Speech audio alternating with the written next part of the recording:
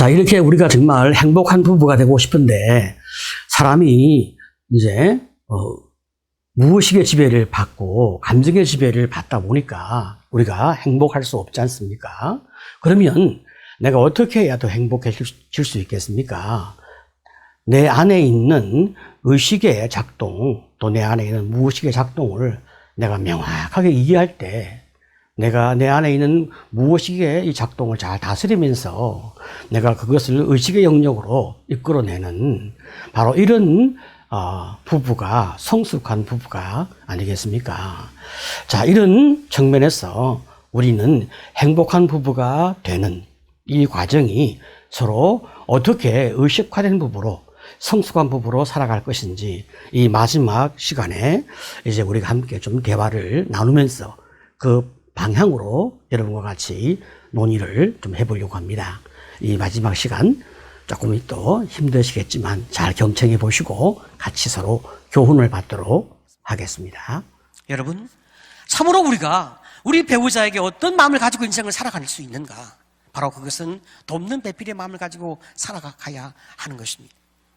바로 그때 우리의 가정은 새롭게 회복되어집니다. 그렇다면 돕는 배필로서 우리가 산다면 어떤 삶의 내용이 필요할까요? 바로 그것은 성격을 이제 우리가 보완하고, 그리고 성을 보완하고, 그리고 더 나아가서 경제를 포함해서 사회적인 보완, 그리고 더 나아가서 영적인 보완을 함께 우리가 할 수 있는 것입니다. 내가 내 자녀를 돌보듯이 내가 내 배우자를 돌본단 말이죠. 그런 마음으로 내가 저와 함께 한다면 우리는 참 아름다운 삶의 여정을 함께 걷게 되어지는 것입니다. 오늘 여러분, 성경은 우리에게 말씀하고 있습니다. 남자가 부모를 떠나 그 아내와 연합하여 둘이 한 몸을 이룰지로다. 그렇다면 세 번째 원리는 무엇입니까? 하나됨의 원리라고 말할 수 있습니다. 자, 그렇다면 이 하나됨은 무엇을 말하고 있는가? 하나됨은 말이죠, 우리가 살아가는 삶의 여정 가운데서 이제 우리가 영적으로, 정신적으로, 그리고 육체적으로 우리가 점점점 하나 되어지면서 우리 삶이 이제 우리가 진정으로, 전인적으로 연합되어지는 것을 의미합니다. 자, 우리가 하나 되어집니다. 여러분, 이 하나 되어지는 것이 참 신비로운 하나님의 축복인데, 하나가 되기 위해서 우리가 구체적으로 생각을 해야 할 것이 있습니다. 바로 그것이 무엇이냐? 이제 하나가 되기 위해서 사랑의 순서가 필요한 거예요. 여러분, 삼위일체 하나님께서 세 분인데 한 분이잖아요. 그래서 우리가 삼위일체라고 이야기하잖아요. 세 분은 동등합니다. 그러나 질서적으로 우리가 성부, 성자, 성령 그렇게 우리가 부릅니다. 남편과 아내가 동등합니다. 서로 동등합니다. 그렇지만 우리가 사랑의 관계를 위하여, 사랑의 질서를 세우기 위해서 둘 사이에 갈등이 있다면 먼저 아내가 순종하는 겁니다. 아내가 순종해 주는 것입니다. 바로 이것이 사랑의 순서입니다. 성경은 뭐라고 말씀하고 있습니까? 아내들이여 남편에게 복종하기를 주께 하듯 하라, 이렇게 말씀하고 있습니다. 자, 그렇다면 제가 이제 조금 시간이 없어서 좀 스피디 있게 나가는데, 자, 그러면 말이죠, 아내가 먼저 순종해야 하는 이유가 뭐냐? 그렇게 물어볼 때 저는 여러 많은 이유 가운데서 제가 연구해 보니까 심리적 이유가 제일 중요한 이유같이 생각되었습니다. 여러분, 하나님께서 사람을 지으실 때에 남자에게 모성 본능을 주지는 않았습니다. 여성에게 모성 본능을 주었습니다. 모성 본능이 무엇인가? 모성 본능은 양육하고 인내하고 견디고 그리고 돌보는 능력이 바로 모성 본능입니다. 하나님께서 여성에게 이 능력을 주었습니다. 자, 그렇다면 실제로 능력이 있는 여성은 능력 없는 남성보다도 훨씬 더 잘 참고 잘 인내하고 잘 견딜 수 있습니다. 자, 둘이 어떤 갈등이 있습니다. 여러분, 남자들은 말이죠, 잘 참지 못하는 거예요. 그래서 화를 발끈발끈 냅니다. 어떤 아내가 말이죠, 남편에게 화를 내지 말라고 아무리 말해도 남편이 자기 말을 안 들어주니까 굉장히 분노하면서 나를 무시한다. 그렇게 말을 하더군요. 여러분, 그 남편이 그 아내 말을 잘 듣고 정말로 이제 아내를 향하여 오래 참고 잘 견뎌주고 싶은 마음이 있어요. 그러나 실제적으로 그럴 능력이 없기 때문에 잘 안 되는 겁니다.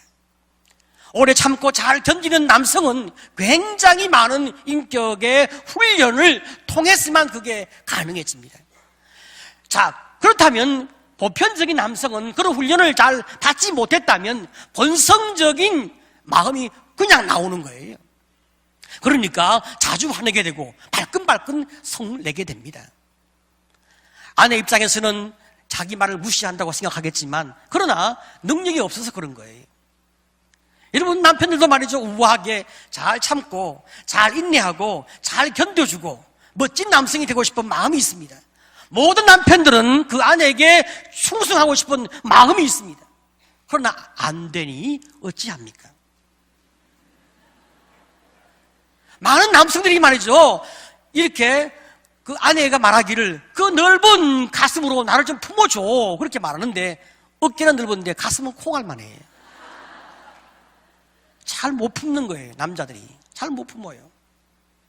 그래서 그 아내의 가슴에 많은 고통을 주고 아픔을 주는 경우가 많이 있습니다. 여러분, 모성 능력이 있는 여성이 먼저 잘 참고 잘 견디고 잘 인내해 주어야 합니다. 남편이 말도 안 되는 소리를 한다 하더라도 그 자리에서는 예, 당신 말이 맞습니다. 그렇게 해보겠습니다. 이렇게 하는 거예요. 그냥 줘주는 거예요. 그리고 하루 지나서, 좀 시간이 지나서, 여보, 내 그렇게 해봤는데 이런 어려움이 있는데 좀 바꾸면 어떨까? 그렇게 물어보면 많은 남성이 그렇게 하라고 합니다. 그런데 이제 왜 갈등입니까? 남편이 무슨 말을 하니까 아내가 보니까 그 남편이 말이 맞지 않는 경우가 있단 말이죠. 그러니까 남편을 고쳐주려고 그 자리에서 발끈발끈 그냥 이유를 제시하고 그게 아니라고 말하니까 남자의 분노가 터져나오기 시작하는 겁니다. 여러분, 그렇지 않습니다. 한번 줘주면, 그러면 그 남편이 그 아내를 향하여 영원히 져줄 수 있는 그런 마음을 갖게 되어집니다. 그래서 여러분, 우리가 이제 부부의 갈등일 때 단기적으로는 아내의 책임이라고 이야기합니다.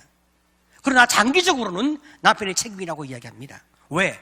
아내가 모성 본능으로 그 자리에서 참아주지 않기 때문에 단기적인 갈등은 아내의 책임이고, 계속 싸우면 이제 남편은 멀리 볼 수 있는 시야가 있기 때문에 그 싸우는 문제가 자꾸 발생되어진다면 어떤 도움을 받을 필요가 있다는 말이죠. 그런데 그 남편이 그런 제시를 하지 않았기 때문에 가정을 이끄는 가장에 어떤 그런 능력이 부족하다 해서 장기적인 갈등은 남편의 책임으로 보는 경우가 많이 있습니다.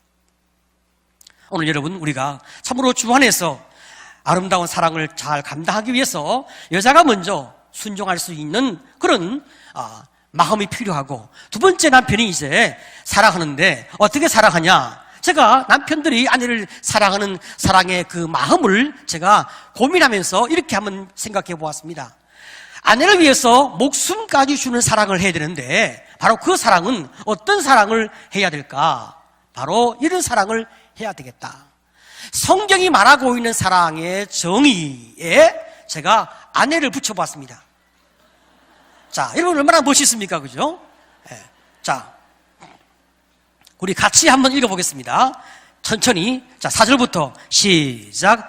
아내를 향하여 오래 참고 아내를 향해 온유하며 아내를 향해 투기하는 자가 되지 아니하며 아내를 향하여 자기 자랑하지 아니하며 아내를 향해 교만하지 아니하며 아내에게 무례히 행치 아니하며 아내를 향해 자기 유익을 굳지 아니하며 아내에게 성내지 아니하며 아내에게 악하게 대하지 아니하며 아내를 위해 불의를 기뻐하지 아니하며 진리와 함께 기뻐하고 아내의 모든 것을 참으며 아내의 모든 것을 믿어주며 아내를 향해 늘 소망을 품고 실망하지 않으며 아내를 끝까지 사랑으로 대하는 것입니다. 네. 믿습니까? 그럼요. 성경이 이렇게 말씀하고 있는데 사랑은 이렇게 하라고 말하고 있어요. 자, 그러니까 우리가 하나 되기 위해서 사랑의 순서가 중요한 거예요. 아내가 먼저 순종해주고 남편은 아내를 위해서 목숨까지 바치는 그런 거룩한 사랑으로 아내를 함께 사랑해 나가는 것입니다. 자, 그리고 이제 성경은 네 번째 원리가 친밀함을 이야기합니다. 아담과 이브 두 사람이 벌거벗었는데 부끄럽지 않았습니다. 왜? 모든 걸 다 오픈하는 관계이기 때문입니다. 자, 이렇게 모든 것을 다 보여주지만 부끄럽지 않아요. 여러분, 이 수준은 쉽지 않습니다. 우리가 우리 배우자에게 우리 존심을 지킬 때가 얼마나 많습니까? 내 속에 있는 진실함을 말하지 않을 때가 얼마나 많이 있습니까? 네가 알아주지 않으면 삐지고 화가 나고, 내가 솔직하게 여보 좀 이렇게 좀 해줘, 내가 이걸 원해, 여보 좀 이렇게 나 좀 도와줘, 이렇게 사랑해줘, 이렇게 사랑받고 싶어, 이렇게 내가 그냥 내 마음을 이야기하면 되는데, 점점 더 친밀함을 만들 수 있는데 그렇지 못하고 내 존심을 지키기 때문에 관계가 점점 어려워지면서 배우자의 마음을 잘 모를 때가 많이 있습니다. 여러분, 우리가 친밀함을 만들기 위해서 무엇이 필요할까요? 친밀함은 먼저 신뢰해 주는 것이 필요합니다. 내 배우자를 믿어줍니다. 그리고 그를 인정합니다. 그리고 그를 심리적으로 편안히 해줍니다. 그가 내 곁에 있을 때에 그에게 짐을 주거나 요구하거나 하지 말고 우선 편안히 쉬게 합니다. 내가 그와 함께 의논하고 싶은 것이 있습니다. 중대한 문제일 수도 있습니다. 그렇지만 먼저 그를 충분히 쉬게 하고 난 다음에 여보, 내가 당신과 의논할 것이 있는데 혹시 지금 이야기할 수 있을까요? 물어보고 그가 준비가 되었을 때 함께 우리가 관계를 풀어나간다면 얼마나 우리 관계가 더 좋아지겠습니까? 더 나아가서 인격적이고 일관된 삶의 헌신을 이제 우리가 함께 해나가는 것이 참으로 중요합니다. 여러분, 저는 오늘 저녁 여러분에게 4가지 원리를 말씀드렸습니다. 첫 번째 원리는 무엇입니까? 부모를 떠나야 합니다. 부모를 잘 떠나야 합니다. 내가 부모와 만나는 것은 부모를 섬기고 효도하기 위해서 내가 부모를 만나는 거지, 내가 부모에게 짐이 되기 위해서 만나지는 않는단 말입니다. 부모를 떠나는 것입니다. 그리고 내가 내 아내와 함께 연합을 합니다. 연합은 내가 돕는 배필로 살겠다고 맹세하는 것입니다. 세 번째, 아내와 남편과 하나가 되어집니다. 여기 중요한 것은 무엇입니까? 사랑의 순서입니다. 아내가 먼저 순종해주고 그리고 남편이 목숨 바쳐 사랑합니다. 그리고 서로 친밀한 관계를 만들어가는 것입니다. 나를 다 보여주어도 부끄럽지 않는 진정한 하나됨, 바로 그것을 우리가 만들어가는 것입니다. 제가 이제 결론을 내리겠습니다. 제가 참 좋아하는 이야기인데요, 어느 세일즈맨이 말이죠, 이야기하는 이야기를 제가 참 감동적으로 들었습니다. 이분이 말이죠, 하루 종일 세일즈를 하니까 얼마나 피곤하고 얼마나 지치겠습니까? 얼마나 그 마음이 어렵겠어요. 집에 가서 편히 쉬자, 이런 마음으로 집에 들어갈 수 있잖아요. 근데 이분이 자기 대문 앞에서 옷깃을 딱 여밀고 그리고 자기 마음을 준비하는 거예요. 그리고 그 마음 가운데 자세를 가다듬습니다. 내가 이제 마지막 고객을 만난다. 여러분, 얼마나 멋진 사람입니까? 내가 내 배우자에게 내가 하루 종일 수고했으니까 나를 알아달라, 나는 좀 쉬고 싶다, 당신이 알아서 다 해라, 이런 마음이 아니라 여보, 오늘 하루를 살면서 힘든 것이 없었어, 내가 도와줄 건 없어, 혹 내가 위로할 건 없어, 내가 좀 당신과 함께 해줄 것은 없어, 내가 무엇인가 물어보고 내가 무엇인가 끝까지 저를 섬기고 싶은 그런 마음으로 내가 그와 함께하는 이런 자세가 얼마나 중요한 삶의 자세입니까? 인생을 살아가면서 특별히 우리가 부부 생활을 해나가면서 우리 삶 속에 여러 가지 많은 유혹이 옵니다. 여러분, 지위, 명예, 재물, 성적 유혹이 다가옵니다. 그런데 이것보다 더 심각한 유혹이 무엇일까요? 그것은 관계를 깨고 싶은 유혹이 가장 무서운 유혹입니다. 모든 인간은 말이죠, 그 속에 공격성이 있습니다. 관계를 파괴시키고 싶은 공격성이 있습니다. 잘 되지 않을 때 나를 던지고 싶은 마음이 있습니다. 여러분, 어떤 경우에도 우리가 관계의 파괴적 유혹은 극복해야 합니다. 그러면서 우리가 하나님 안에서 아름다운 만남과 관계를 이끌어 나갈 필요가 있습니다. 어떤 분이 말이죠, 이혼을 하게 되어서 그분이 너무 삶이 어려웠고 힘든 거예요. 이제 내일 아침이면 이 부부가 이혼하기로 합의를 하고 이제 그 전날 밤 모든 준비를 다 마쳤습니다. 아침에 가서 법원에 가서 제출하고 끝내기로 합의를 한 거예요. 이분이 가끔씩 교회를 나간 분이었고 교회를 잘 나가지 않는 사람이었어요. 아내는 건너방에 가 있고 이분은 자기 서재에 있으면서 그날 밤 하루 종일 밤을 새면서 이제 마음을 준비해도 마음이 잘 정리가 안 되는 겁니다. 밤늦게 집에서 나왔어요. 또박또박 길을 걸어가는데 어느 교회가 보이기 시작합니다. 교회가 문이 열려 있길래 들어가서 가만히 앉아 있다 보니까 그 마음이 너무 처량하고 너무 자기가 불쌍한 거예요. 열심히 살아왔는데 결국은 내 가정은 깨어지고 마는 거로구나. 그 마음이 너무 아픈 거예요. 그래서 자기도 모르게 눈물을 흘리면서 이제 중얼중얼 이야기한 것이 하나님을 향하여 원망하기 시작했습니다. 한참을 원망하고 울고 이렇게 허탈하게 앉아 있는데 그 마음속에 주님이 은혜 주기 시작하셨어요. 내가 너를 얼마나 사랑하느냐, 내가 너를 얼마나 아끼느냐, 나는 너를 위해서 십자가에 못 박혀 죽지 않았냐. 주님이 그 마음속에 은혜해 주시고 사랑으로 그 마음을 만지기 시작합니다. 그때 이분이 하나님께 이렇게 중얼거리기 시작합니다. 그러면 내 가정은 왜 지켜주지 아니하십니까? 그때 주님께서 그에게 말씀하십니다.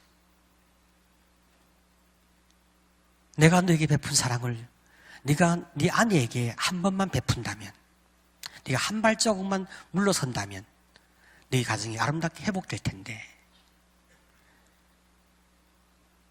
네가 순종하지 않고 있지 않냐. 그때 이분이 큰 깨달음이 오기 시작했습니다. 가만히 생각해 보니까 모든 책임이 다 내게 있다고 믿고 자기는 피해자라고 생각을 했는데 실제 자기가 또 얼마나 많은 가해자인가를 생각하기 시작했습니다.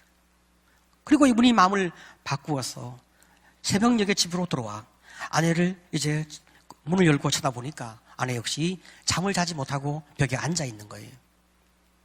그 아내에게 이렇게 말합니다. 한 번만 더 내게 기회를 준다면 내가 다시 한번 잘해보고 싶은데, 내가 이렇게 말하기는 너무 염치가 없지만 그러나 한 번만 더 기회를 준다면 내가 정말 잘해보고 싶은데 당신이 나에게 한 번 더 기회를 줄 수가 있겠어. 그 남편의 그 참 겸손하면서도 아내에게 요청하는 그 따뜻한 요청이 아내의 마음을 울리기 시작합니다. 그리고 두 사람은 관계가 새롭게 회복되기 시작했습니다. 여러분, 우리는 많은 환상이 있습니다. 사람을 잘 만나면 그 사람이 내 인생을 행복하게 해줄 거라고 믿습니다. 근데 그렇지가 않아요. 지금 내가 만난 이 배우자가 최고의 사람입니다. 내가 그에게 잘 섬기면 됩니다. 만약에 내가 그를 섬기기 어렵고 우리 관계가 어렵다면 우리는 우리의 문제를 가지고 그대로 주 앞에 나와서 나를 치유하시고 회복해 하시는 주님의 은혜를 입어야 합니다. 그때 하나님이 나를 만지며 내 배우자를 만지기 시작하고 우리의 관계를 만지기 시작하는 것입니다. 오늘 여러분, 사랑은 요구하는 것이 아니라 내가 희생하며 주는 것입니다. 그리고 더 나아가서 우리가 꼭 기억해야 하는 것은 우리는 가정의 선교사로 부름받았다는 사실입니다.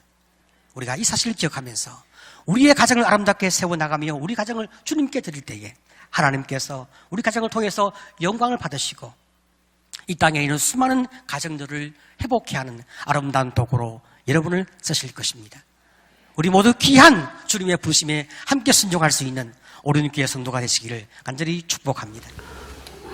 자, 여러분, 이제 첫 강의, 그러니까 첫 시간에 해야 될 모든 강의를 이제 여러분이 다 경청하셨습니다. 또 잘 보셨습니다. 너무나 많이 수고하셨고 애썼습니다. 우리가 만나서 수업을 해야 되는데 이렇게 코로나 때문에 이렇게 여러분들이 홀로 이렇게 수업을 하게 되어서 너무나 안타깝죠. 하지만 너무 수고 많으셨고 우리가 다음 주에 만나서 이제 대면해서 수업을 할 수 있으면 얼마나 좋겠습니까? 우리가 그런 소망을 가지면서 이번 시간 여러분들이 열심히 애쓰고 수고하신 것을 축복하고 싶은 마음이 있습니다. 조금 더 책을 보시면서 또 과제를 또 좀 살펴보시면서 들은 강의가 잘 소화되도록 그렇게 노력해 주시면 감사하겠습니다. 다음 주에 뵙도록 하겠습니다. 감사합니다.